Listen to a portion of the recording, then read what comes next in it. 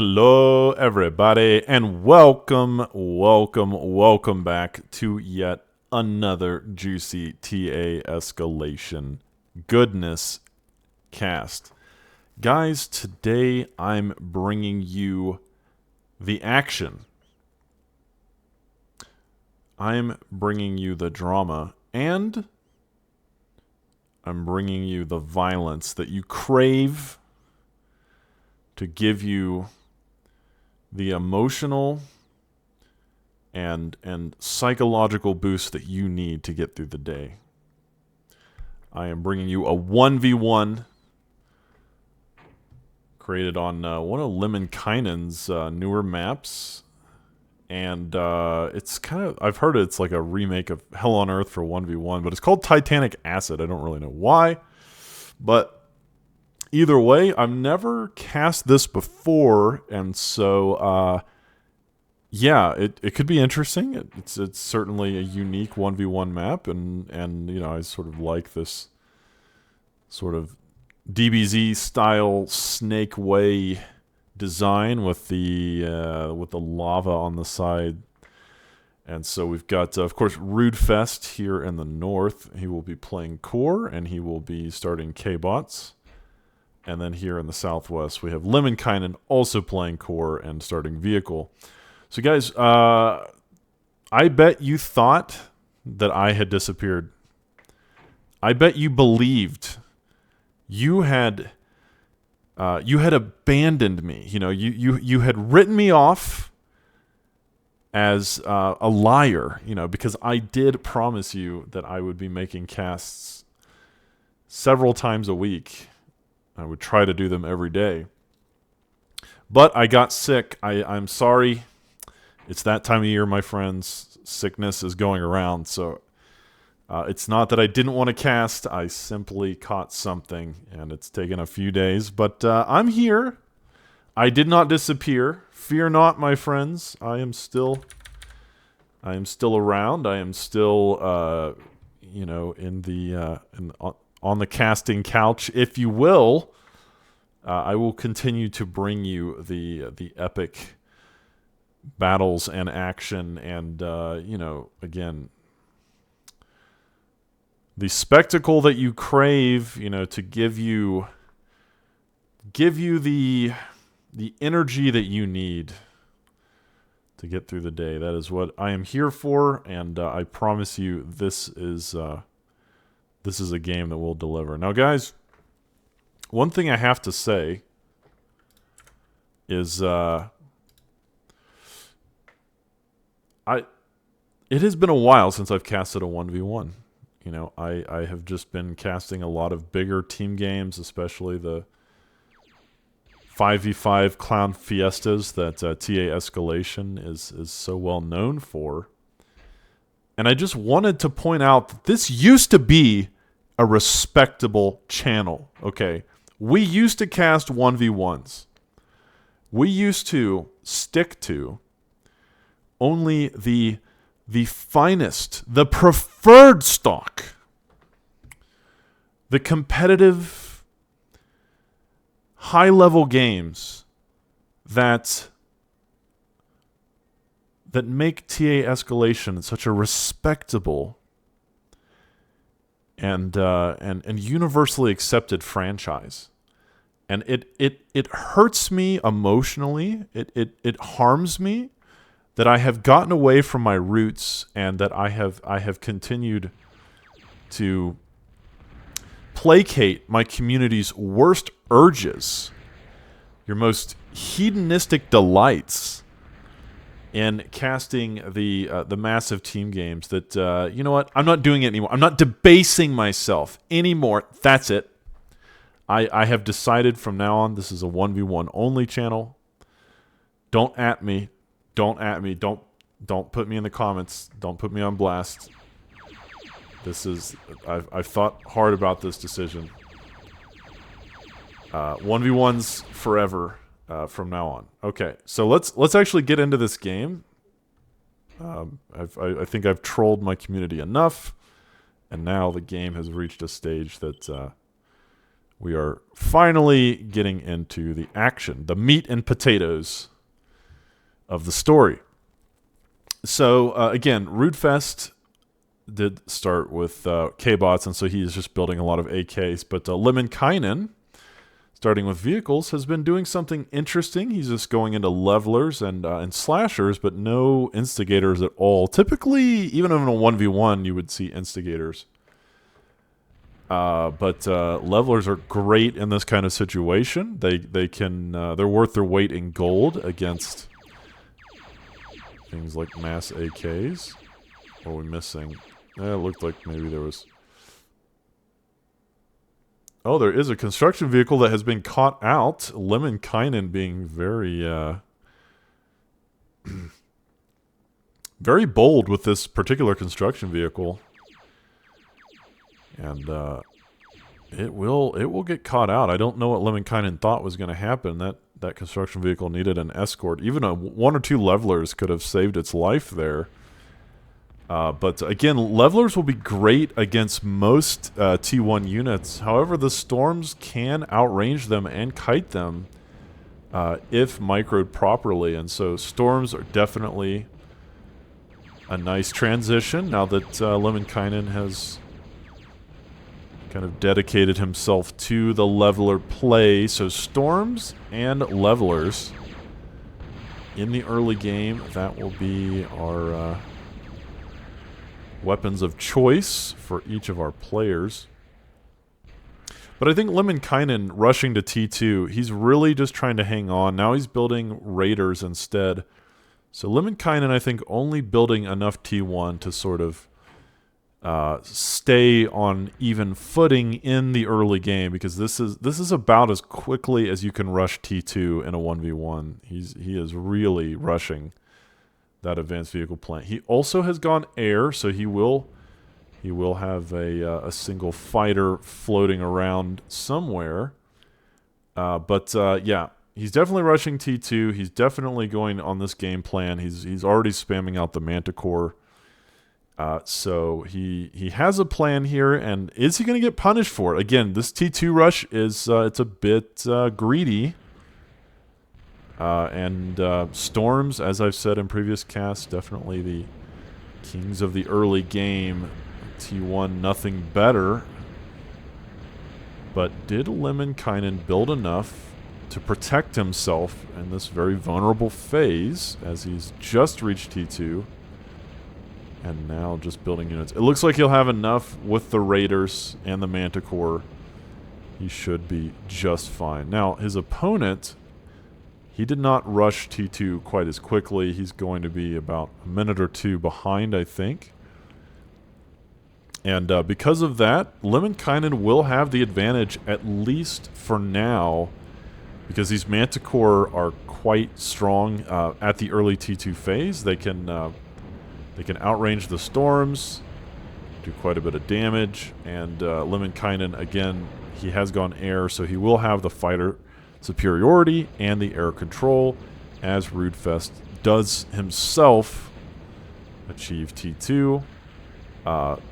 So the game still very even overall, but I do think Lemminkainen at the moment might have a slight advantage just because he is in the air and he did get to T2 more quickly and might be able to convert that into an early game or mid-game lead. However, Rudefest does seem to have a little bit more metal, not a massive amount, but he, as you can see, he has a bit more of the map, just a tiny bit. But overall, the economy is very even.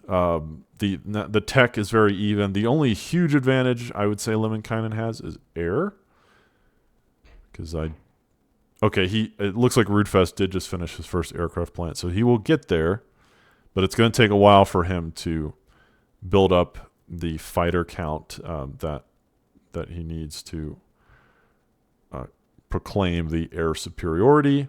And the Manticore stack is building, but the Dominators are going to be a nice answer to that. So both players doing a nice job reacting, sort of playing the tic-tac-toe of TA Escalation, or the, if you want to think of it as a chess game, you know, each moving their pieces strategically, countering and parrying what their opponents are doing, and sort of working up that massive hierarchy of TA Escalation techs and units to get one up on their opponents. So originally we had the AK spam, which then became countered by the levelers, which was then countered by the storms, which were then countered by the manticore, and finally the manticore are countered by the dominators, and the dominators will most likely be countered by the pillagers. So you can see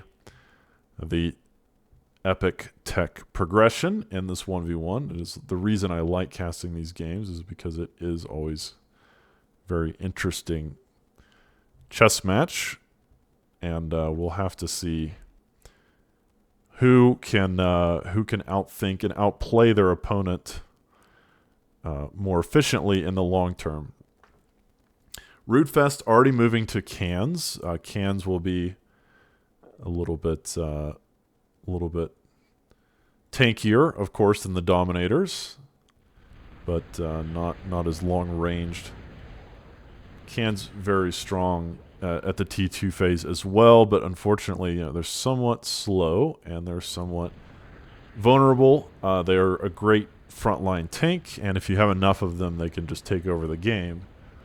But, there's a little bit of a air war in the sky as Rudefest does enter into the fray. As I mentioned before, he will start stacking up his own Avengers. And so both players, again, will battle for control of the sky. Rudefest understanding or recognizing that Lemminkainen has expanded out into the northwest corner, and he's going to come out here and break up that expansion very efficiently, just so that, again, the game will achieve a parity, and both players can... Neither side will be able to topple the other. I do like the Pillagers. Pillagers not a unit that you see a lot in 1v1s. They're more common in team games. But in this situation against the Dominators, I'd say that it's a very good choice. And if microed correctly, he can simply outrange these walking K-bot missile launchers. So, again, you don't see Pillagers very much in a 1v1, but I like this. I think this is it's an interesting tech choice that is uniquely appropriate for what Red is doing.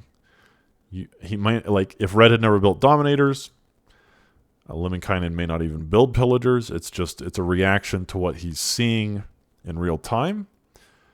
However, Lemminkainen is also going into advanced K-bots, so he will have both techs here. He could also go into advanced air if he wants, but right now just opting to stay on the T1 air. But he will immediately, the minute that his advanced K-bot lab finishes, he will immediately upgrade it to the Ultra Advanced K-bot lab. Giga Advanced K-bot lab, or however you would like to put it.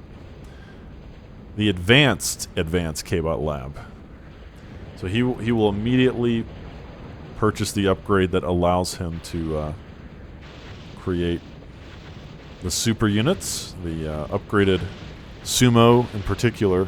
Lemminkainen seems to like his sumos. I see him building them in most of his games, so I would assume the reason that Lemminkainen has gone straight for this upgrade. Yep, he goes right into sumos, straight into it, doesn't even hesitate.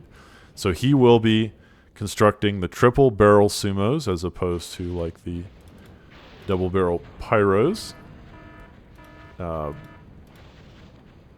And yeah, I think in this situation, triple barrel sumos could be very strong. Lemminkainen does come over here and take out Red's satellite base, but ultimately, this situation probably not going to be that impactful on the overall state of the game. So again, it's still pretty close, but I think Lemminkainen in a bit of a better position. However, Red is now producing his own triple barrel sumos, so both players recognizing that in this situation, in a 1v1, on a map like this that's has these narrow passageways and choke points, the sumos are going to be extremely effective just because one of the sumo's greatest weaknesses is that units can just ignore them or avoid them, and they're somewhat slow.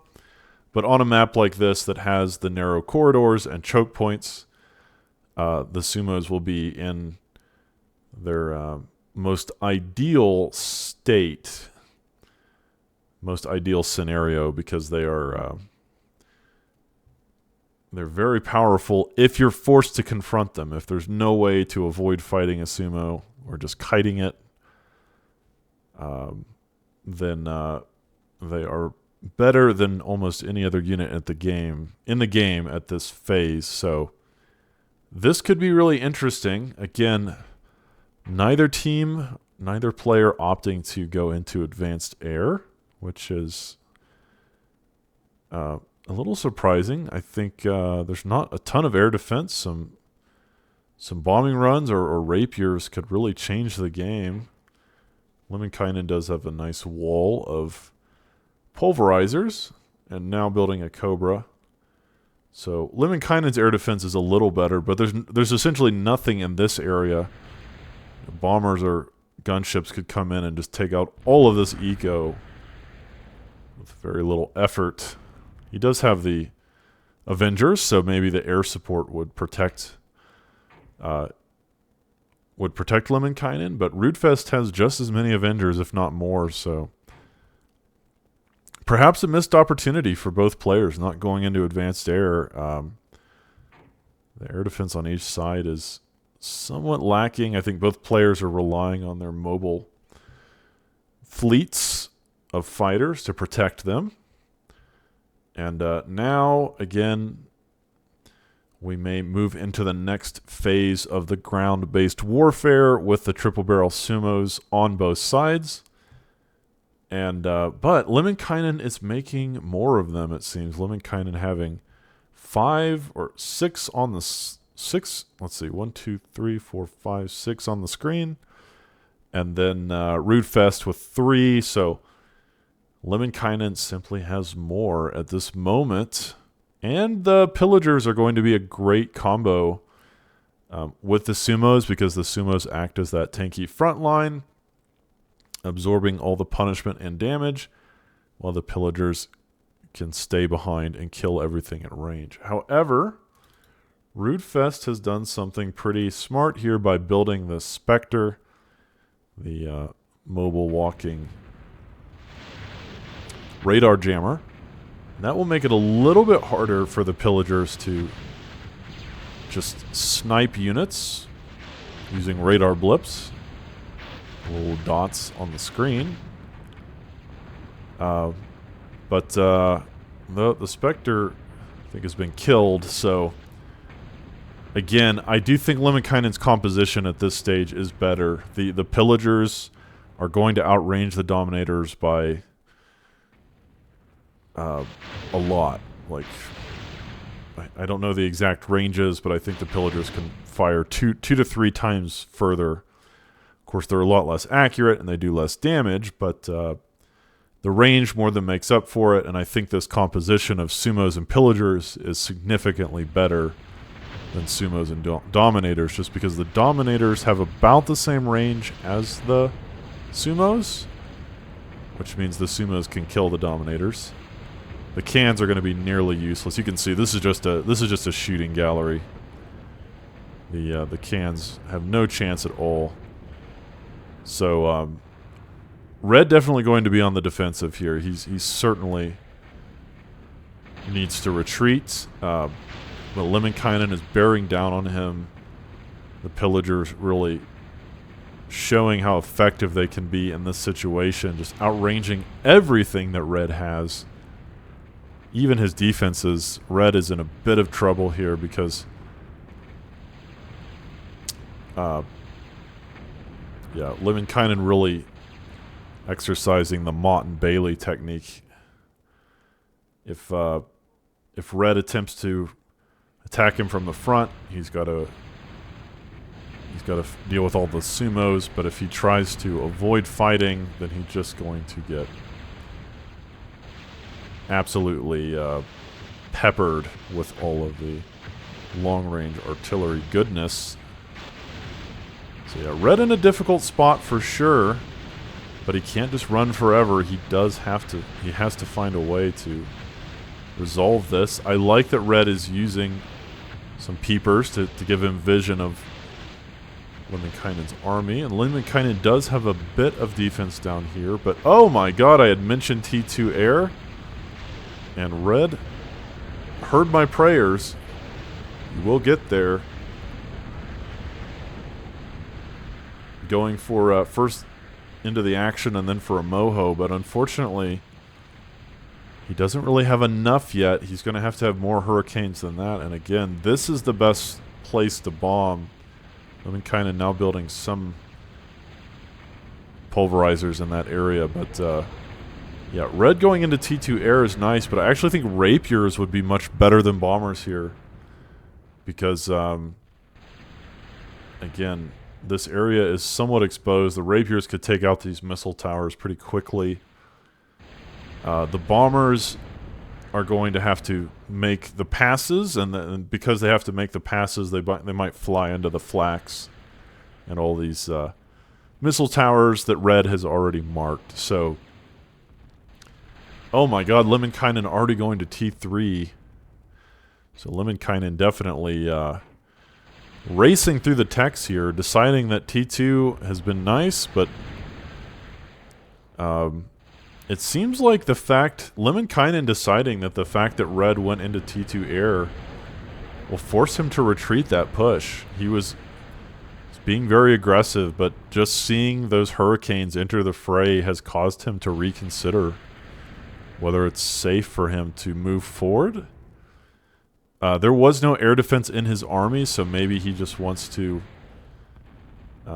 start building a little bit of air defense. He does have this lacerator near his base, and so I think he's just keeping his army in range of this T2 air defense because he is afraid of Red's air superiority and will instead rush to T3.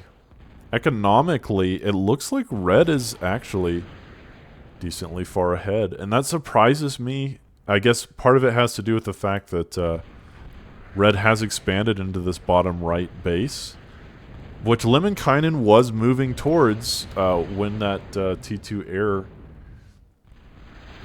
attack did make its way onto the field. So I think Lemminkainen has been so afraid, or he has reacted so strongly to that bombing run that it's really hurt him. I think those few bombers that Red had should not have dissuaded Lemminkainen from just going in here and taking out this base. He could have easily done it.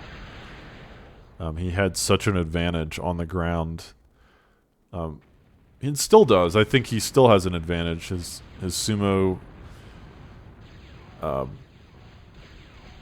pillager composition is very effective against what Red has, which is only sumos. So I think Lemminkainen being a little bit too cautious in this situation, because this base down here is giving Red quite a bit of an economic lead, and Lemminkainen's air defense isn't as bad as he thinks. He does now have Vamp, so he's on T2 air. However, Lemminkainen has reached T3, and oh, never mind. Red was already on T3, or he just got there too. So Both players will reach T3 around the same time, but I do think red has an advantage because he's making about 40 more metal per second, so that's just going to translate into a much greater ability to transition into a T3 economy, to pump out T3 units. The widows early on always a good choice. So I like what red is doing here. I think red is he's playing this really well. I think it's partly the fact that Lemminkainen got a little bit spooked by the bombers and did decide not to finish off this base. I still think he could kill this base, but I think red now having reached T3, the widows are going to begin to shift the momentum into red's favor. Oh, we will have another big air battle, but Lemminkainen with the vamps. Oh, I guess red has vamps too, but Lemminkainen's control was just a little bit better there, taking that engagement decisively. And now, again, Lemminkainen has to do something to equalize the game in his favor. He is behind economically. Building a Mammoth, and that's it's a lot more expensive of an early T3 investment, but it could give him the confidence he needs to move over into red's base and take out. I mean, look at all these extra moho extractors. That's probably the biggest difference between their economy right now, is just the fact that Lemminkainen had this northwest base, but red destroyed it, and then red's southeast base Lemminkainen did destroy, but then he rebuilt it, and even rebuilt it better with the moho extractors. So that is probably going to account for the biggest difference between them economically, which means that red is in a bit of a lead, but not insurmountable by any means. Lemminkainen now building his own T2 bombers, but red deciding it's time to move in. I mean, he does have the T3 advantage. Lemminkainen has not even built his first T3 unit. Still working on that Mammoth, and these widows are coming in at a perfect time to perhaps sway the tides of the game into his favor. That's a lot of sumos. And pillagers are much worse on defense than they are on offense. The rapiers will just fly in. Ooh, I like this. The Mammoth does finish just in time. But oh no, there was enough air defense, it seems, in that area to stop this. But the sumos, they're still going strong, and most of the defenses at the front have already been eviscerated. And yellow is in a bit of trouble, perhaps. More widows coming in from behind, but the Mammoth was completed, so Lemminkainen does at least have that to protect himself, and I think he might be okay. He could lose the advanced K-Bot lab, but as long as he keeps the Ultra Vehicle plant alive, he can at least stay in the game. This Mammoth will absolutely chunk the sumos. The Mammoth is just kind of like a super rolling sumo, a T3 sumo, if you will. So the Mammoth is just going to eat these for breakfast. And with that, Lemminkainen will keep the dream alive. He now has some rapiers of his own going into the fray. But I don't like this. He just sent them straight through all of... he sent them like in a straight line through all of red's air defense, and predictably they just get shot down without much ceremony.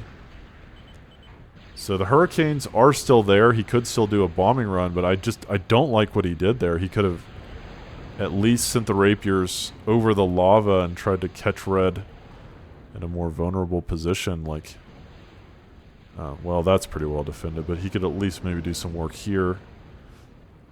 But yeah, just sending them straight across the map like that, almost guaranteeing that they can't achieve anything of value. He does still have the Hurricanes. I'm going to try to keep an eye on those. But this Mammoth is a massive problem for Red.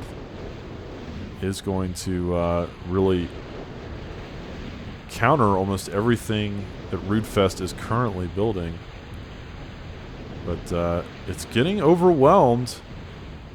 All the Vamps and the Widows and the Sumos collapsing on it. But man, it has already done so much damage. It's been 22 kills. It's killed God only knows how many Widows single-handedly. So even if this Mammoth now dies, I think it's done its job. It's more than paid for itself. And just keeping Lemminkainen alive. But again, Red is ahead economically, and that's the understatement of the cast. He is so far ahead. Now working on the mantle extractors. You can just see his presence on the map is so much more profound. Lemminkainen has built his second Mammoth and now working on a third. But the problem is, as effective as these Mammoths have been, can they equalize the economic lead that Red has over Lemminkainen? Red is certainly ahead right now. Just even though Lemminkainen has defended himself valiantly and has stayed in the game, he's very far behind. And but I do like that the players made different choices in terms of their tech. So with Red going into the Ultra K-Bots and Lemminkainen going into the Ultra Vehicles, it's going to be a little harder for Red to stop the Mammoth until he gets further into the T3 tech tree. But now we have Rapiers coming into the fray, Vamps on both sides, and it does look like Red will have more in the air, winning that air supremacy war, and then giving him the ability to target down this Mammoth with gunships. It is so tanky, though. Even with all of that firepower, this thing is still surviving. But does it matter? I mean, the Mammoth may survive, but will Lemminkainen survive? His third Mammoth does just finish, but he is under a lot of pressure. And back at home, he just now upgraded the Ultra K-Bot Gantry to the advanced Ultra K-Bot Gantry, and now we'll begin building the upgraded Talos with the head laser. So the pressure is only going to escalate from here, my friends. Lemminkainen has to find a way to not only survive, but to thrive. He needs a strategy to defeat his opponent. Now losing another mantle extractor. He's trying to claw his way back into this game, but Red is just keeping on the hurt. The air battle continues. Red now targeting down Lemminkainen's scouts. Not the biggest loss, but still a little annoying. But this is a full health Mammoth. The second one, the first one that barely survived and has 26 kills, will be repaired, and so Lemminkainen will have two Mammoths working on a fourth. And that is, I mean, he needs these Mammoths to do a lot because, again, Red in a very dominant position here. Now pumping out the upgraded Talos, and I think as those make it onto the field, they will be able to challenge these Mammoths pretty effectively. So yeah, we'll have to see what Lemminkainen wants to do as these upgraded Talos begin to make their way into the battlefield. But I do like the Lemminkainen has built a Thrasher, the T3 anti-air vehicle. And I do like that the Mammoths are going to outrange most of what Red has. But I guess the question is, are the Mammoths going to win in the long term? Are the Mammoths the long-term solution? Or is it just what Lemminkainen needs to survive right now?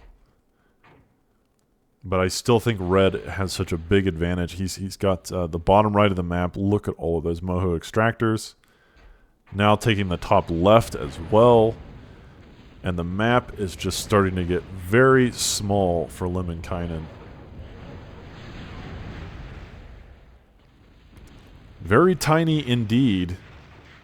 As he brings his Thrasher up to the top left to try and take out all the patrolling Vamps in that area. And Red will now push forward with yet another epic army of units. And will it be enough this time to finally send Lemminkainen to his grave? He's gotten pretty close before. Lemminkainen always finding a way to just hang on. The Mammoths obviously being a big part of that. But Lemminkainen has pulled some insane comebacks in previous casts. Like, we've seen Lemminkainen pull himself out of the abyss in so many games. The game against Rock, if I'm remembering correctly. So Lemminkainen, you can never count this guy out. He is such a monster.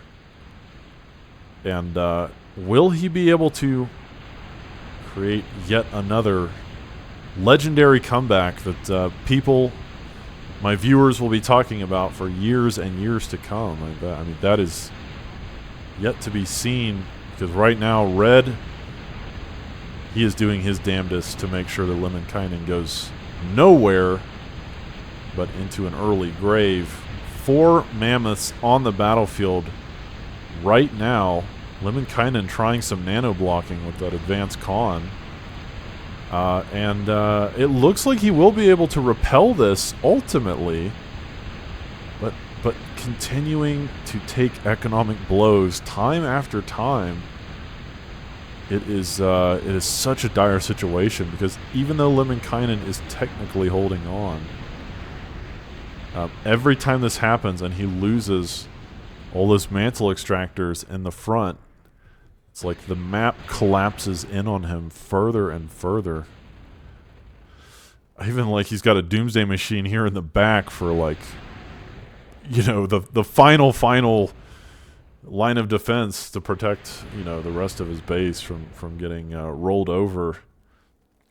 It's funny because Doomsday Machines have a lot of health, so typically they're placed near the front, but this Doomsday Machine acting more like an annihilator in function.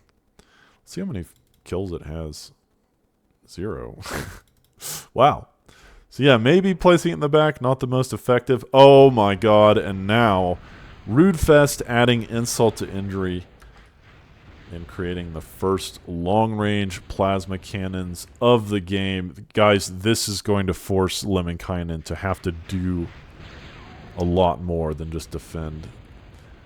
I do like, though, he is repairing his Mammoths. These Mammoths having already contributed a lot, and then keeping them healthy so that they can continue to provide all of the value that they have given him this entire game. So, but guys, even with 5 Mammoths, oh no, and now a Juggernaut entering into the fray. Lemminkainen needs a hope and a prayer. As soon as this Intimidator finishes, Lemminkainen is going to know that he is in a bad situation. But he is still on the Mammoth game plan. So even though Rudefest is approaching double his metal economy, the problem is that Red is not using his metal. He just simply does not have the production right now. He does not have the production capability to even use his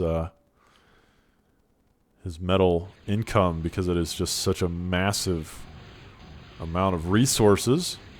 Lemminkainen is going to help him out with that by killing some of his Moho extractors. He'll Maybe assist him in being able to use his economy if he just shrinks it a little bit.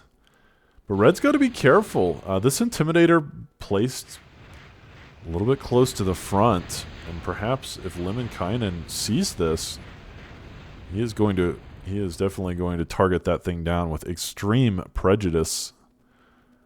Lemminkainen does not want to exist in a world where there are Intimidators shelling his ever-loving base into the oblivion from whence it came. The Intimidator almost finished now. I don't think Lemminkainen knows about it. If he did, he would have marked it. But he's going to see it any moment. Oh, maybe... No, that was my mark. But Lemminkainen will notice it if he just moves a little bit further east. And will probably be more than happy to take that particular chess piece out of the game. And it just finishes. It just finishes and can't even get a shot off. But the Juggernaut has made its way into the fray.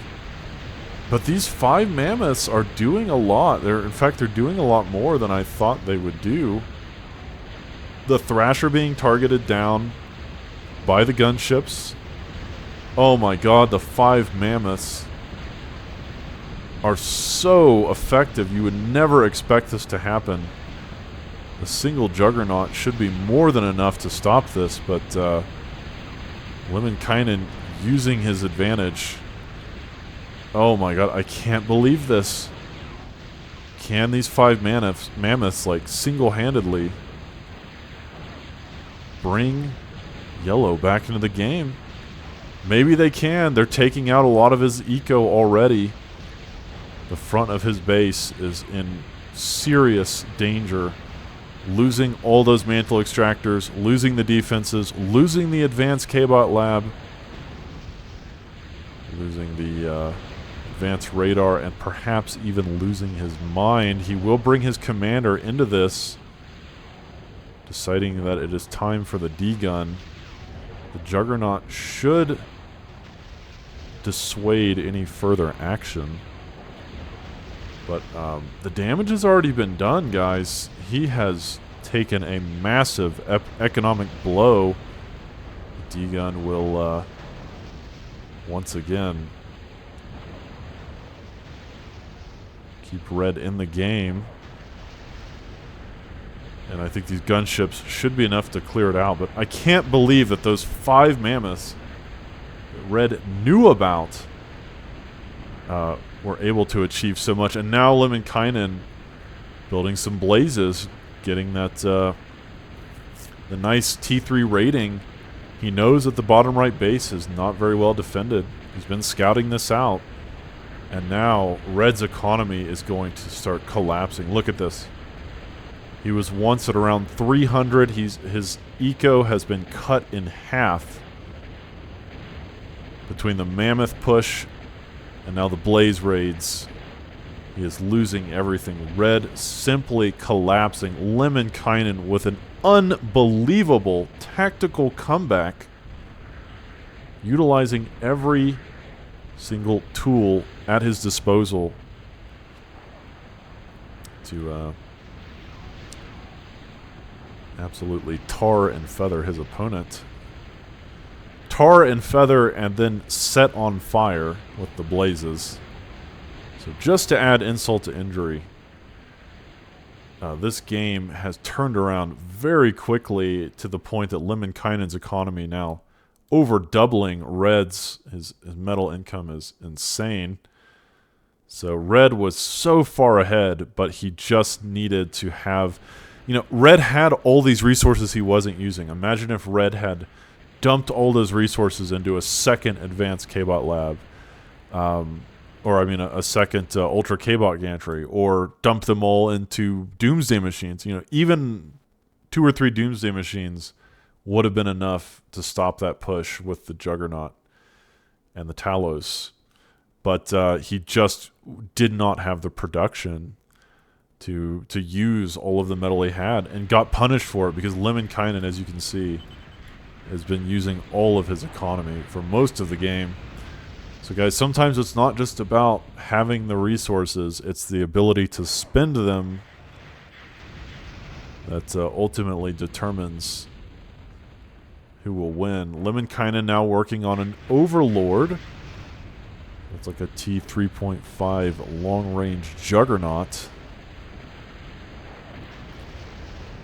But these Blazes have just been a great tech choice. You know, they have just enough health and damage to simply ignore all of the defenses that Red had constructed to protect these two satellite bases, and this is just given Lemminkainen such an advantage. These things have just, as you can see, they're just avoiding combat completely with the Juggernaut and the Talos, just going around, finding the weak spots, poking and prodding, looking for those avenues of approach, and finding them in spades. So I do think Lemminkainen now in a very dominant position, where just a few minutes ago, the game looking very dire for him. Several attacks happening at the front of his base, destroying his economy time after time.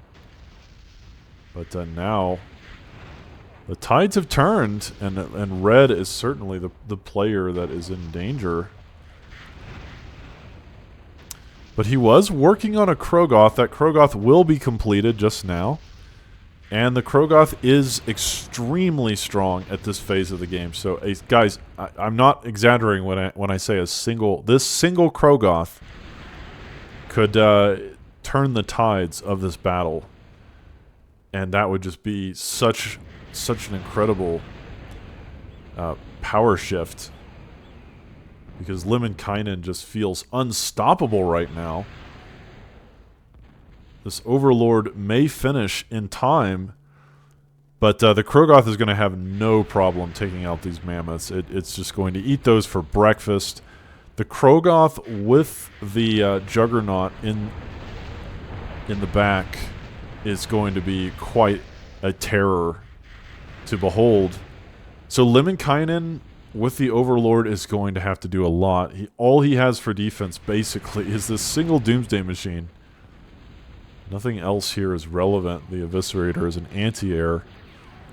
I think Lemminkainen is going to see this Krogoth and start pooping his pants.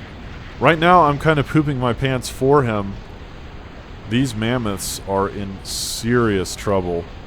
You can see they are just getting carved up like a Thanksgiving turkey, and how appropriate that is at this time of year. Good God. And guys, the problem is that the Overlord may be powerful, but it takes a while for it to... it's meant to be a long-range sieging tool. It's not meant to kill Krogoths in any kind of reasonable time frame. So, as effective as the Overlord might be for sieging enemy bases, I don't think this is really the best case scenario. Lemminkainen absolutely needs the D-gun. There's just nothing else. He's bringing his commander, but his commander's not even upgraded, and it's so far away it might as well be in Timbuktu, because he is not going to be here in any kind of time to save his Ultra K-Bot or his Ultra Vehicle plant and his fusion reactors. Oh my god, Red already saying GG in the chat. I think this single Krogoth could have won the game. Lemminkainen doing his best to nano-block with the advanced construction planes, but it just doesn't matter. The Krogoth will not be dissuaded. It cannot be denied. Lemminkainen's commander finally making it here, but it's just too little too late. This Ultra Vehicle plant will die. Finally, the Krogoth gets D-gunned, but it doesn't matter. Well, the Overlord will survive. And that's pretty much the only thing going in Lemminkainen's favor. The problem is that the Juggernaut is just now in the back line, causing chaos and mayhem, making Lemminkainen's already miserable life a living hell. And Lemminkainen can't be feeling good about the situation. He will retreat his commander.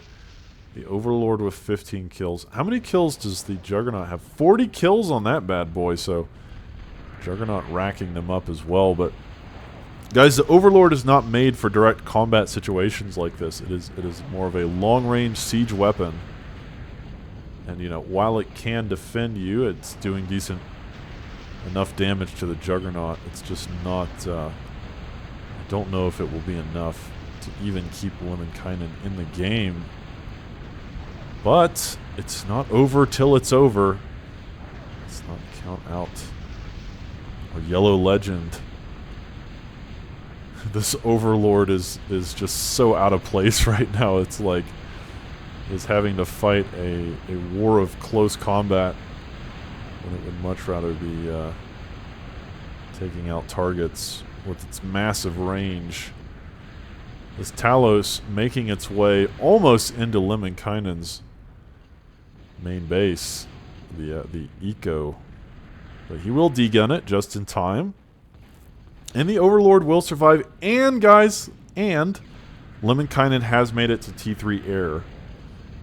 But Red knows about this. This is the problem. Typically, Lemminkainen loves to use T3 air as like a surprise attack, and he is known for that. The problem is that there's nothing surprising about this at all. Lemminkainen is absolutely revealed his hand, and Rudefest is going to know about this. But the problem is, guys, Rudefest has a second Krogoth on the way, rebuilding his Ultra K-Bot, or his Ultra Vehicle Plant. And, yeah, Red's going to know about this. So this shouldn't catch Red by surprise. He needs to immediately start. Yeah, he is working on the Eviscerator. He probably needs a few of these and even some T3 anti-air for good measure. But Lemminkainen not ready to give up. I mean, Red already said GG in the chat, so clearly Rudefest thought that he had this game.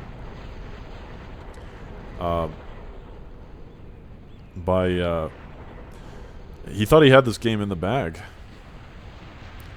But I think he might have called the victory a little too soon, because Lemminkainen he has not tapped out. My friends, it is not over until the fat lady sings. And I don't hear any opera anywhere. I don't hear anything except the sounds of giant robots clashing. The eternal warfare. The battle that never ends. I cannot believe that Lemminkainen is still in the game. I mean, I think I would have probably Alt F4'd around the time that the Krogoth was in the business, taking out my Ultra K-Bot gantry, but Lemminkainen, oh my god, he does get the Decimator into the fray, immediately going for the Ultra K-Bot Lab. Oh my god, this Decimator is doing so much! How is it so effective, Lemminkainen, you absolute monster? This thing... Oh my god, dude, it's taking out Red's base. Lemminkainen bringing himself back into the game. Red's commander in danger, and oh my god, Lemminkainen against all odds. What a monster. What a monster. What a comeback. What a game. Guys, that was one of the most epic 1v1s I've ever cast. Not even close. That was one of the coolest games. Like, what a back and forth roller coaster that was. Holy shit. Lemminkainen definitely deserved to win. MVP for sure, but Red was so close to finishing him so many times, and I really did not think the Decimator was going to do that well. But guys, thank you so much for watching. Like I said, I will return. I am still here. The sicknesses will not kill me. I'm going to have to start playing.